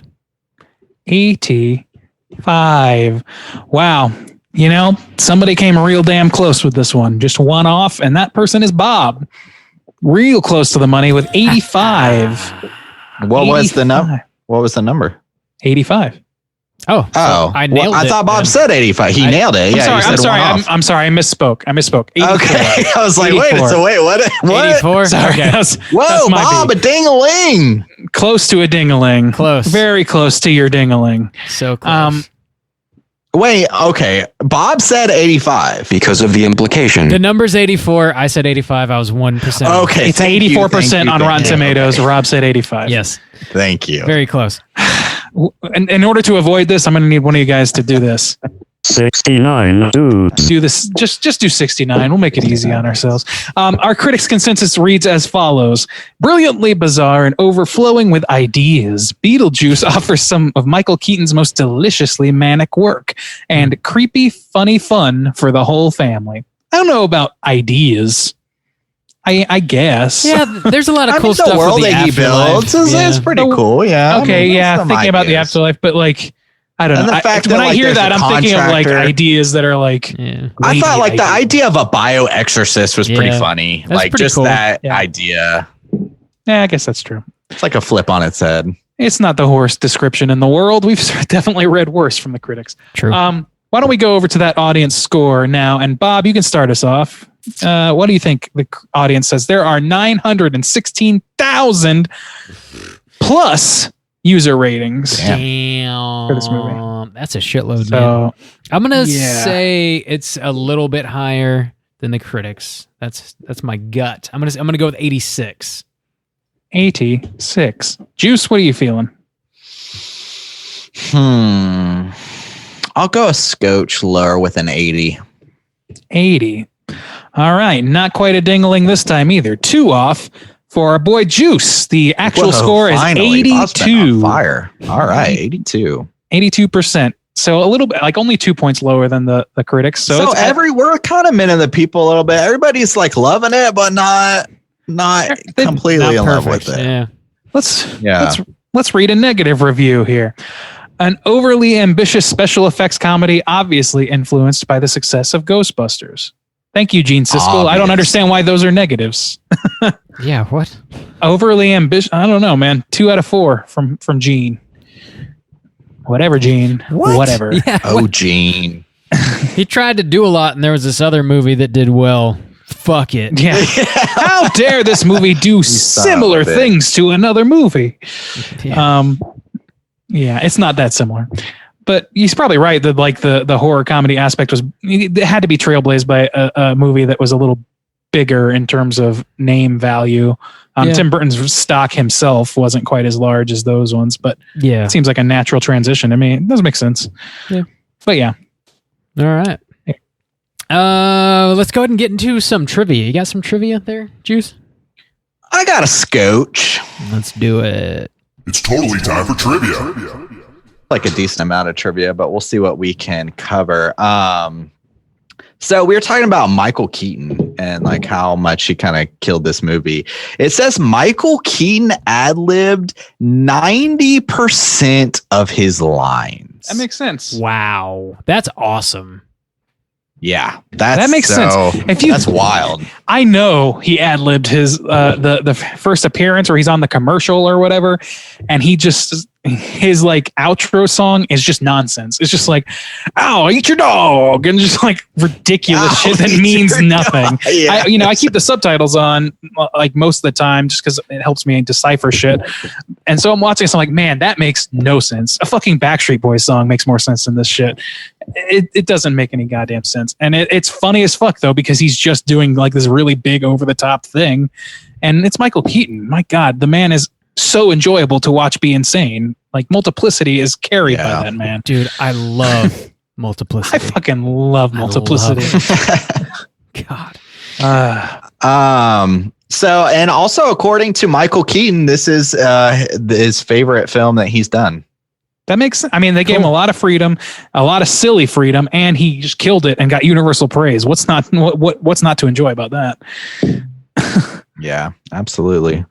Also, let's see. Sorry, I'm looking this up. Reading, researching, Michael Keatoning. The studio. This is pretty funny. The studio originally wanted to call the film House Ghost. As a joke, Tim Burton suggested the name Scared Sheetless and was horrified when the studio actually considered using it. Oh God, damn! Scared It is very strange indeed. Sheetless. That's pretty Scared good. sheetless. Dad joke I don't the know. spooky movie. Like, that's terrible.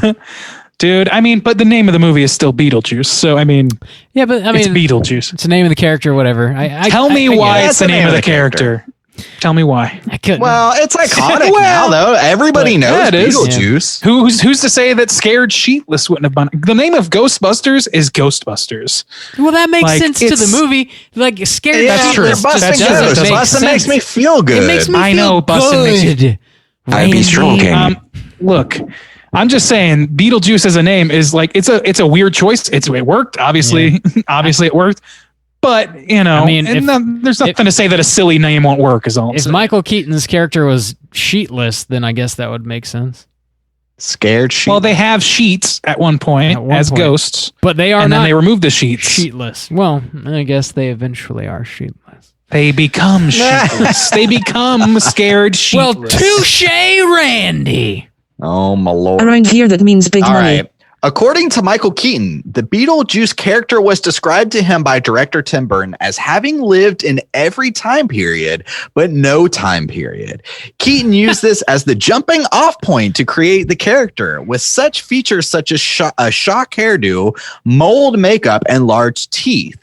He said that when he first showed up on set as Beetlejuice, the crew was chanting "Juice, juice, juice." This guy Keaton excited for his role. I completely understand it. I have also been in a similar situation. It's invigorating. So yeah, Maybe I'm stupid. When I don't think so. have people chanted juice for you? And It's happened. I would I mean, the like people in your to head know. don't count.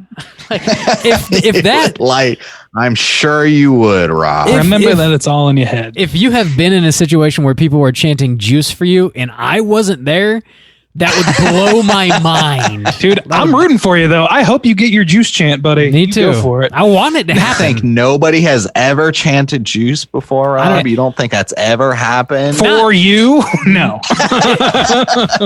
If it's happened, I wasn't there. And if it does happen, I fucking want to be there, man.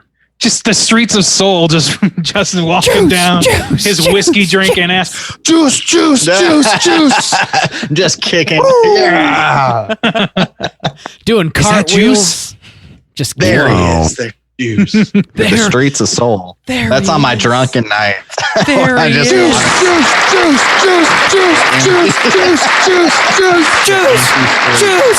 All right. Finally, this is I don't know. I'll end on a little bit of a bummer note, but when the guy who played Otho died, what's his name? Glenn Shadix.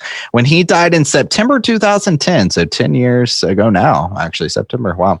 The last song performed at his memorial service was Deo, the Banana Boy song, which was used in the dinner party scene. So yeah, that's how iconic this was. I mean that. God, yeah, dang, dude. That guy. I was gonna tell you about like his career. Like he was in Carnivale. He was in Teen Titans, Kingdom Hearts. He played the mayor in Nightmare Before Christmas, and has like reprised that role a dozen times for like Kingdom Hearts and shit. Yeah. Like he was all over the place. He was in fucking Demolition Man. Be Still My Fucking Heart. So I mean, this guy was all over the place, and yet like didn't get a lot of like on-screen time. It seems like. I'm sad that he died kind of at a young age too. It was really sad. I looked this up last night and was kind of bummed out. He like fell in his kitchen and had blunt force trauma somehow. It was just like a really sad thing. You said you brought the bummer up, buddy. Well, I didn't open this door. It's not about him dying. Like it was like you just talked about his memorial. Bittersweet. Okay, well, the sweet is at the end. The bitter is what I just informed us about. Like a Randy talking about how he's dying and shit. God damn. Well, shit happens, man. It sucks.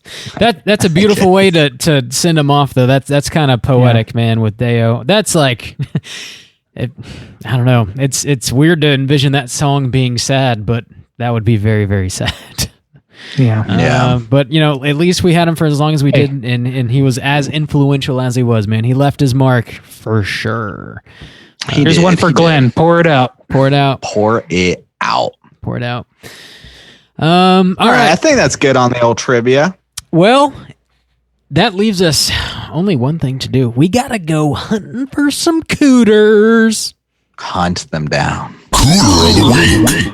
I think this is going to be a pretty easy hunt. Fishing a barrel. There's a couple. Yeah, actually, I feel like there's some contenders. So, but there's also not a whole lot of characters. So let's go ahead. Cooter of the week. What is the cooter? Straight chillin'. What is it? Exclusive. No if. This is what we bring to the table. So justice. Cooter is a character type.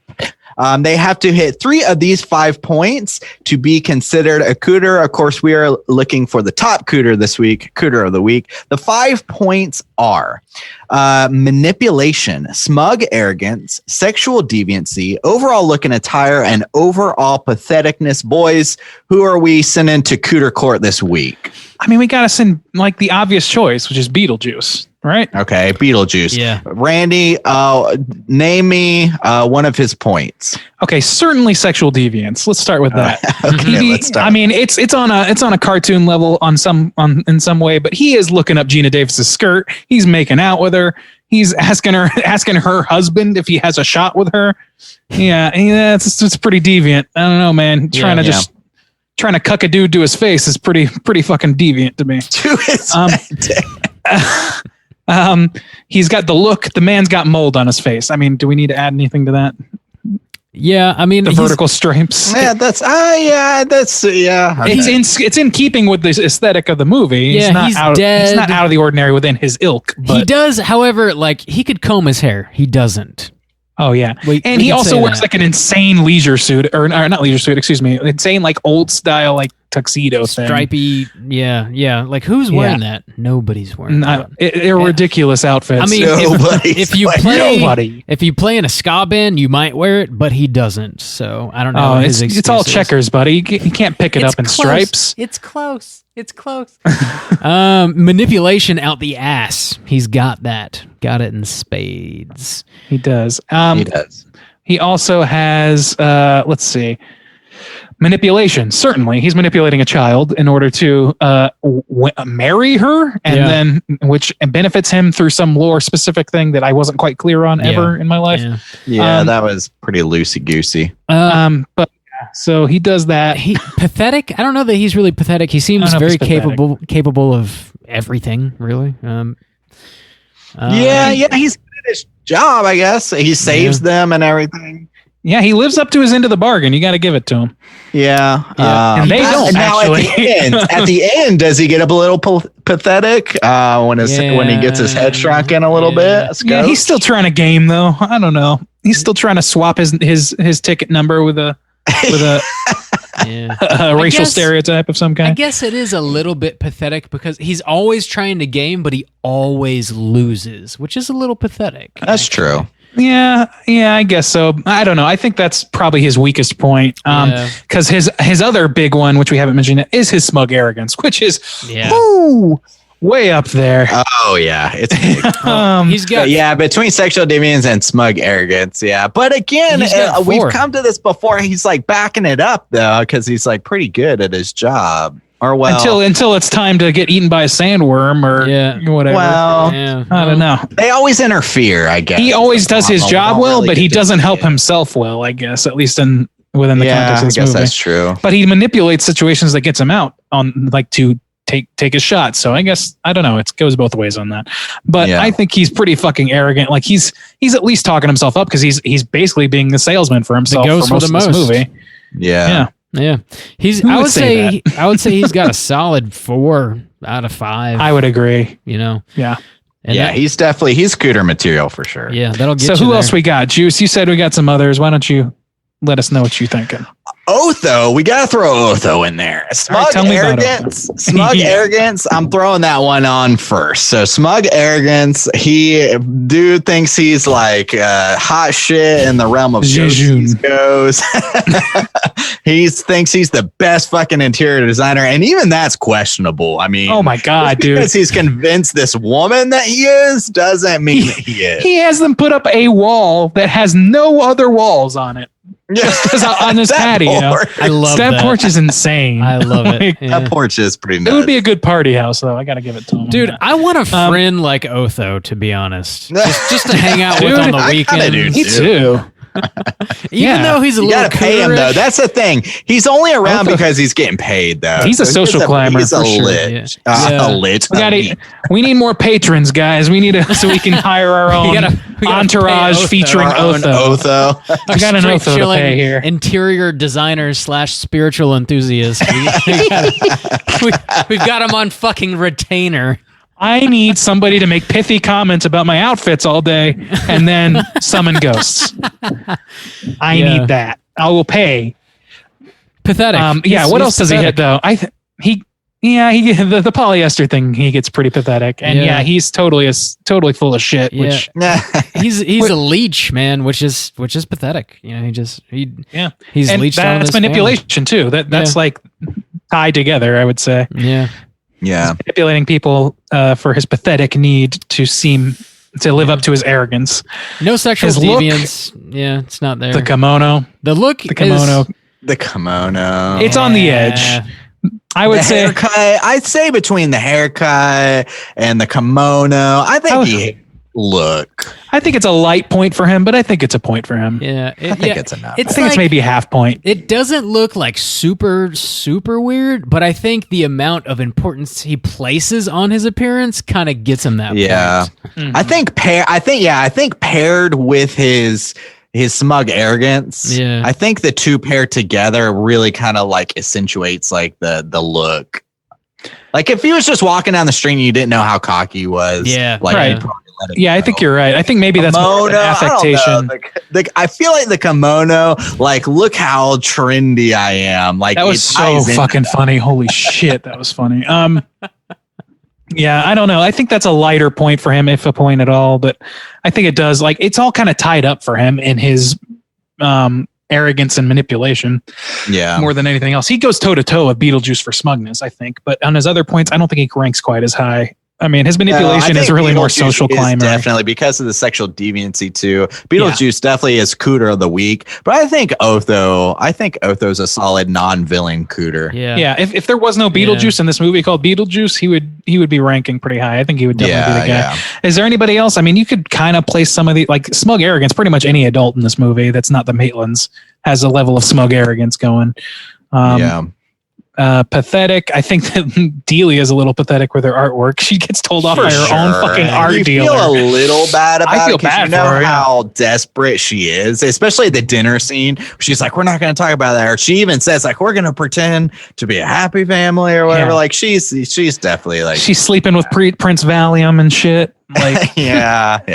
it's a Which little, she's got no reason to be. I mean, her husband like makes plenty of money. She's just a struggling artist And who wants he's- to feel important. Yeah, he's like nice to her and stuff. She just like has she's the one He's been who's to like her, kind of an asshole. Yeah. she's a dragon lady. and she's fucking hilarious. She wants to have her own importance or whatever. Yeah, I guess but so. she doesn't. Make her own way. She's smug. She manipulates him a little bit, I would say, but not really anybody else. I don't think. I mean, maybe a little bit. I don't think we get enough evidence for that. Yeah. Sexual deviance, we have no evidence of that for anybody in this movie, really. Except for Beetlejuice, of course. And then her look ranks for sure. Those outfits are dumb. I mean, I will say, like, Lydia, not a Cooter, but she ranks on the entire hardcore. Oh yeah, hardcore. She like Lydia. Yeah. She's just going through some things. She's just like it's so relatable what she's doing because it's like it a is. kid seeking identity. Sure, who hasn't especially fucking when been that? it's like bleak, but like when she's writing her suicide note, she scratches, "I am utterly alone." Yeah. Yeah, or she like just want to give her a hug. She's got the veil happening. Like, The fucking line, I always cringe at the line, I myself am strange and unusual. And it's like, oh God, I remember being that age. Oh God. Listening to I'm Dashboard. so weird. Yeah, I'm so weird that I like The Cure. Like a weird. Yeah, man. Yeah, so I guess that's going to do it for our Cooter of the week. Let's go ahead and let our hair down. We're talking about what we've been watching this week. Tinkles. Hey gang, what you been watching? Randy, why don't you kick us off? What you been watching this week? Not a fucking lot, honestly. I've been insanely busy this week, more than I have been in months, actually. So I haven't had time for a lot of viewing experiences, but I did unwind by rewatching a little Breaking Bad, rewatching Enter the Spider-Verse, both of which are excellent as fuck. I've mentioned many times that I've been playing Borderlands. I finished some of the DLC, the Tiny Tina bit, which when Justin gets back from his doo-doo or whatever, we'll talk to him about that maybe. Yeah. And the only other thing really, I rewatched Best in Show. Have you seen that one, Bob? Yeah, but it's been several years, man, and it wasn't my bag. Do you like it? It wasn't my bag. Like, I did not care for Christopher Guest stuff. Yeah. Like when I was younger, but I'm coming around to it pretty hard. And especially like you look at the cast of that, like between Catherine O'Hara and this, Catherine O'Hara in Best in Show and Catherine O'Hara in Schitt's Creek. I've just been inundated with her stuff recently. And she's great in fucking all of it. Yeah. Like so great. And Best in Show is no exception. I have never like belly laughed the way that I did at Fred Willard in this fucking movie this past week. I really got a huge gut bust out of that dude because he is just clear. Like there's a lot of improvising going on. That's the whole thing with Christopher Guest movies is they give him a lot of free reign. And Fred Willard is just saying some bananas ass bullshit as the announcer for a dog show. And he's a guy who clearly knows nothing about dog shows at all and could not be more obvious about it. It is so fucking funny. And he's so like genial and like paternal and like it's just so fun to watch him. Like, and he's also like, I gotta think that this was intentional, but if not, Fred Willard himself was certainly drunk filming a lot of that fucking movie.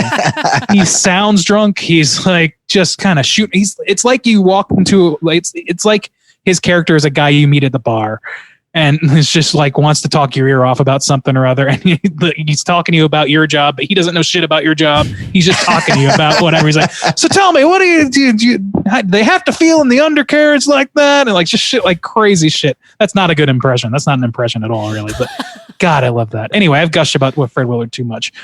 Best in Show is great. I didn't like it growing up, but I do now. I don't know what the difference was. Maybe it's just like more interactions with weird older people as my life has gotten older. But I love it. And I was talking to Justin while you were taking your big doo-doo brown or whatever. Yeah, sorry. No, just a quick leak. My bad. Oh, just a quick anal leak. Okay. Anal leak. I finished Tiny Tina's Dungeons and Dragons Escapade or whatever it's called. Hell yeah. It was How'd you fun. like it? I did like it. It was longer than I expected, but I think that has a lot to do with my play style where I explore everything. We've discussed this before. It's hard in Borderlands. It's a lot. It's a lot, yeah. And I haven't even there's 3 more DLC packs. I'm going to do the Halloween one probably once October hits. Maybe there's sooner. more. Yeah, there's more than that. So there's 3 more like big ones, just like that one. So that one, there's 3 more of those, and then the Halloween one, there's 5 because they're little, but they're for each holiday. So man, there's a ton of DLC. Really? That's like, wow. Okay. Yeah, there's a Halloween, Thanksgiving, Christmas, Valentine's, and Easter. So those are all like mini DLCs. Where they're like, there's like maybe 2 or 3 missions in there. There's like a big main one, and then like some little side ones. And then just like what you did in Tiny Tina, there's 3 more of those. That thing was long as fuck. Yeah, they're like that. Do the Pyro one if you want to do a big DLC. Do the Pyro one, but do the Halloween mini DLC definitely around Halloween season. I got to find time to do it, but yeah, I'm interested. I'm gonna try and check those out, at least the seasonal ones, if nothing else. Cool. All right, that was it for me. Not much viewing for Randy. All right, Randy. Juice, what you been watching? Dude, I doubled down on the old Winona because this got me in a mood for like some lighter horror, like I said, with the weather break. So I threw on old Bram Stoker's Dracula. Oh shit. Keanu's opus. Dude, that I actually don't think I've seen that movie all the way before. It's pretty fucking long. It's a long goddamn movie. There's certain scenes I know I've seen like more than once, but I don't know if I've seen it all the way through. That movie is wacky, man. They make some choices in that movie. Some hit strong and some like fucking fly off the cliff. Yeah. Oh yeah. Dude, I'd be stroking. Just the acting though, like the actors that are not necessarily the acting itself, but the actors that are in that is fucking stacked. And you would think like, oh my God, they're gonna knock this shit out of the park. They don't necessarily. They don't. They do not. There's man, that movie's all over the place. Yabos out the ass though. Fucking Yabos all over the place. Shouldn't be coming out the ass. Well, all kind of Yabos. Keanu gets fucking laid out in Yabos, man. Man, there's that movie's wild. It was cool to watch though. Again, it was so all over the place and not like hardcore horror, but man, I was just like wondering at some of the choices actually a decent amount of the choices they made. Dude, I love how his shadow moves though. That was a cool fucking choice. That's awesome. badass. That's one of the best choices they fucking made.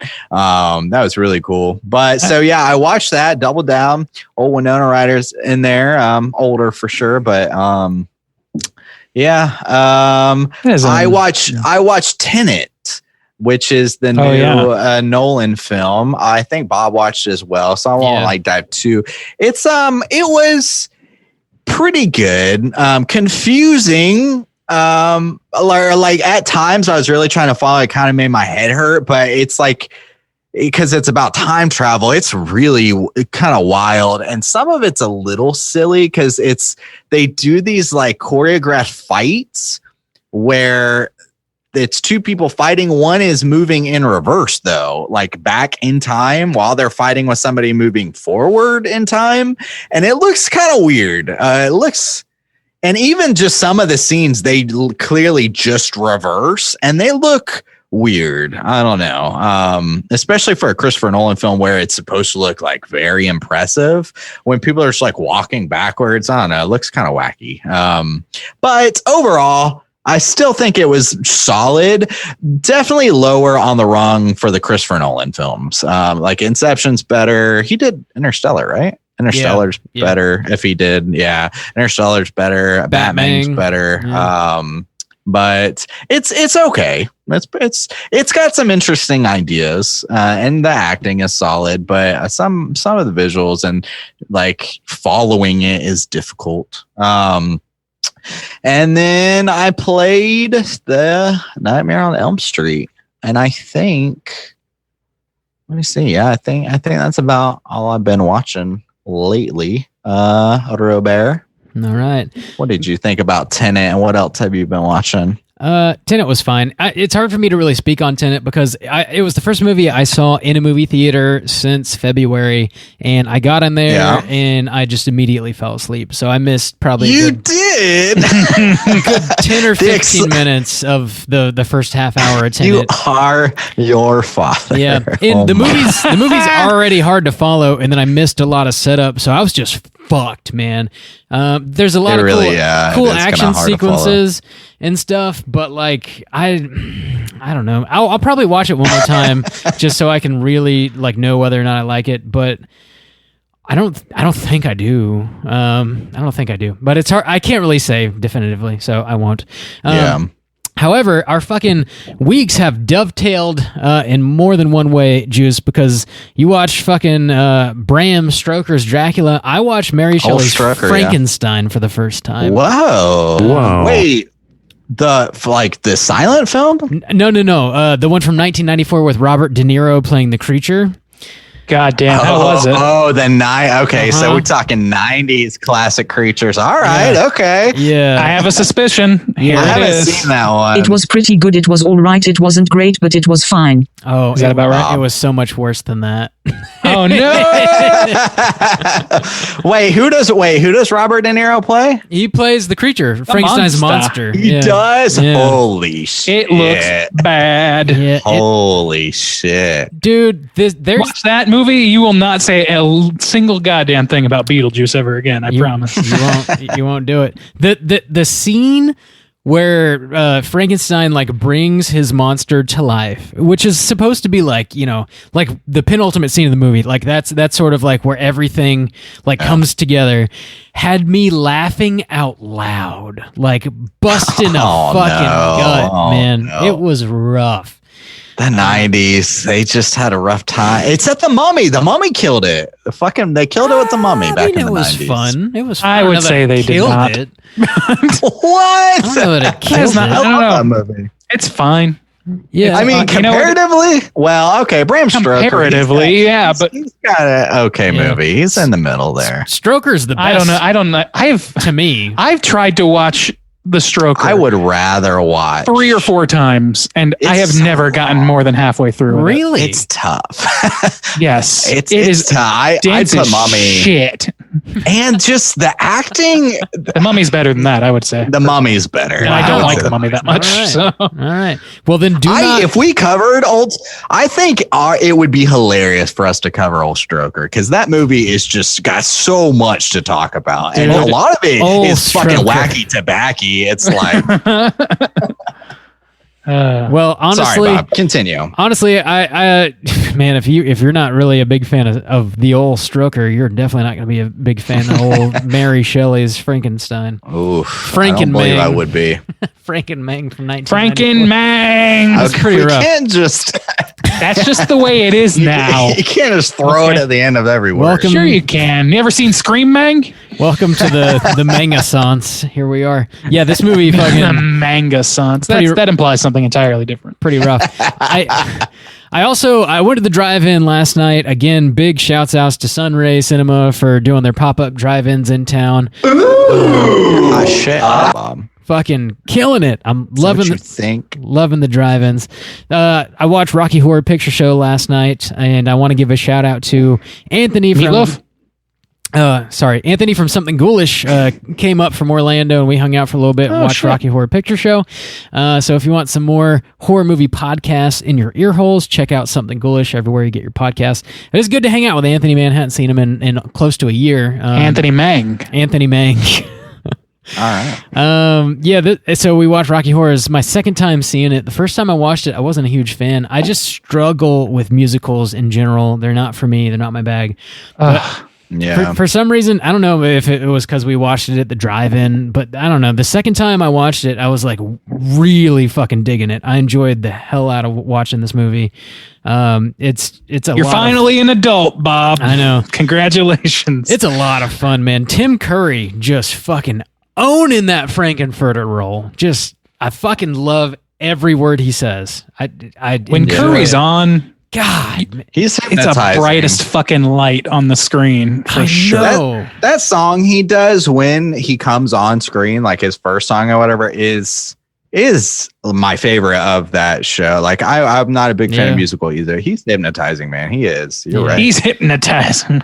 He is. Fucking kills it, man. It's an impressive movie, and especially like knowing that if I showed this movie today to certain people that I know, that they would be offended, and knowing that it came out in 1975, it's just like proof in the pudding as to like how progressive that movie was at the time. And like, if I can't imagine living in 1975 and just like being a person who belongs to the LGBTQ community and like watching that movie in 1975, I can't imagine how fucking stoked you would be. Like, I don't know. I'm fucking a big fan. I was super just down with it. I tried to get us to watch that movie at one point, and everybody like, no, we don't like musicals. Dude. Why?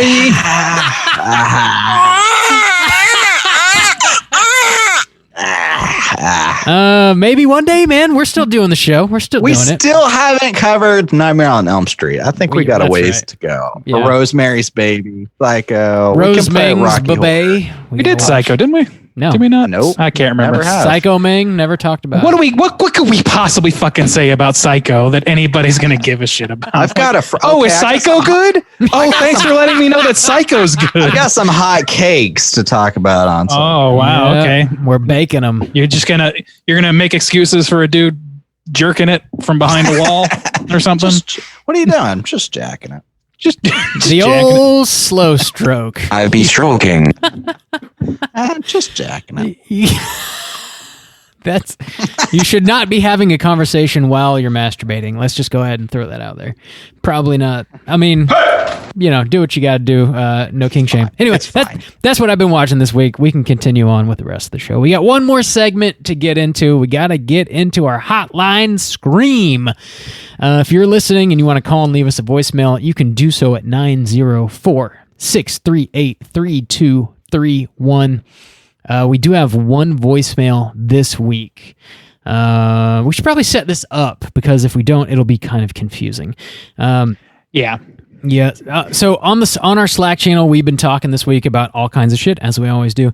But one of the many things we were discussing was trying to source some original bumps for the show, and we thought it might be funny if we had people call in and leave a voicemail saying something that they would consider to be hilarious, potentially, as a bump that we could then cut out and use on the show in the future. So we got one voicemail from Jim in which he does so. He runs through a few potential bumps for us. We can old bumps of ours that you may have heard tonight because some of them are just robotized versions of old bumps. So if you want to call in and leave us something fun for a bump, please do. But be aware of two things. One, we are not beholden to your bullshit, so there's no guarantees in this shit. And two, try and use good sound quality because that goes a long way. Yeah. All right. Let's hear what Jim has to say. What nonsense Jim's going to spout at us here. All right. Yo, dudes, Steve baby. This is just me running through some potential bumps. I might take a couple takes, so here we go. It was pretty good. It was all right. It wasn't great. but it was fine. Couple from The Being. Around here, that means big money. Arn, we're going to get arrested. Let's see, what's a couple others? Oh, yeah. We're not hosting an intergalactic tiger. Interesting. European style. A couple more.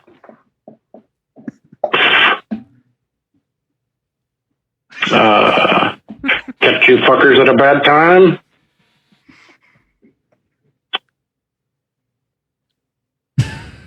The funk of 40,000 years. That's a pretty bad Vincent Price. I wouldn't use that. I think, yeah, that's all I got. And then the, what is it? All right. Keep chilling, guys. Later. Sorry, I stepped on his outro there. I'm so glad that Jim decided to spend his 420 with us. And also, you're supposed to say we're gonna get erected. That's debatable. How that sound bite. I want to get erected. Thank you, Jim, for providing. Get erected, but Jim, options. that was cracking me up. It's nice to hear your favorite old school bumps. Yeah, it's great. Ironically, my favorite thing he said that I would want to use in a bump is like, that's a pretty bad Vincent Price. That's where the magic is. It's in between the notes, man. You know, it's the notes you don't play. It's more about the bumps you don't bump. And there is precedent for this because we do use, even today, Randy uses the intro for Hello Gentleman's. And we have had somebody even do a whole bump for us before for Rob's intervention. Yeah, that just worked out. Where did Rob go wrong? Worrying his friends, sifting way too long through those Blu-ray bins. And it gets worse, he'll have no jet ski, wasting all his dough on those DVDs. Dude, how I am Sorry, always surprised when you play that. And I don't know how. I should just know, but I don't. It's so heavy. Like it's a great for a bump when used, but when you just toss it in, it's excruciatingly long. I love that about it. You just gotta sit through it. Yeah. You just gotta let it roll. There's nothing that it can do over. This is the show. This is happening now. This is it. Yep. This is it. But yes, call in.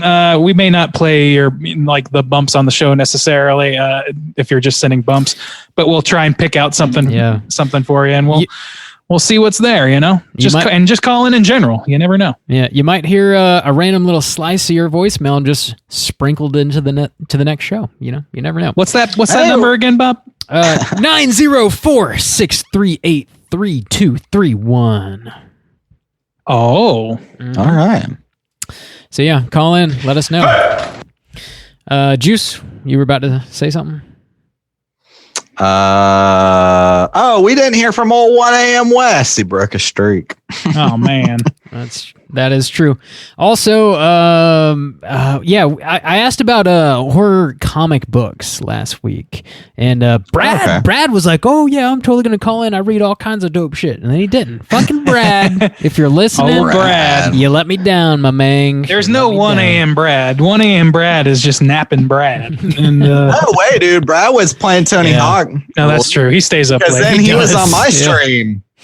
He was watching the old Nightmare stream. He does stay up late. That's true. He does. He just does his own shit, bro. He ain't gonna call him about comic books unless he ready. That's the Brad promise. I was talking to him face to face. He's like, "Yeah, man, I gotta call in. I know all about that shit." And I was like, "Yeah, dude, do it." And he didn't. But anyway, horror comic books exist. I did have another question real quick. I was thinking about it to myself. 2020 has been kind of messed up as far as new movies being released. But I was wondering we're in September already, and I was thinking back about all the new releases that I had seen this year, and I wanted to know what is your favorite new release of 2020? Be it horror movie or otherwise. If there's something else that really moved you, let us know. But I just want to know what's been released that you really, really dug? Because I feel like there's probably a lot of stuff that maybe hit VOD that we're just not aware of, because like the release schedule has been so strange this year. So weigh in. What movies really hit you in 2020? I'd like to know. Invisible Man, I suppose. That's the only thing that comes to my mind. Dude, I don't know. The new season of America is really, really bad this year. So I don't know. That's going to cut it. America, the reality television. America, the reality. America, Randy. I don't like politics on my horror. Oh, you're right. I'm sorry. Let's go back to watching something nice and light like RoboCop. God, I love RoboCop. That movie is awesome. It's great. Call in. Let us know what's up. 904-638-3231. That's going to do it for us this week at Straight Chilling. We're going to be back next week with a brand new show, as always. We're going to be talking about, speaking of new releases, we're going to be talking about a new release. This movie came out January of this year. It's a movie called The Lodge. It is currently on Hulu, but if you don't have Hulu, you can get it on VOD pretty much anywhere. I think you can get it on Blu-ray now, too, if I'm not mistaken. So The Lodge is out there. It's pretty easy to come by. Yeah. Slam your eyeballs into The Lodge. Get ready for next week's show. Until then, please rate, review, and subscribe to us on iTunes. You can follow us on Twitter at STR8_chilling, on Instagram at Straight Chilling Podcast. You can send us an email to our website, straightchillingpodcast.com. If you want to join in on the daily Slack channel conversations, let me know on one of those social media outlets, and I'll send you a link to join in on the Slack channel conversations. Leave us a voicemail. Just reach out to us. Let us know what's going on, man. We like hearing from you. Tell me. Tell us. Until next week. Be prepared to be bedazzled. Until next week. Be prepared to be bedazzled.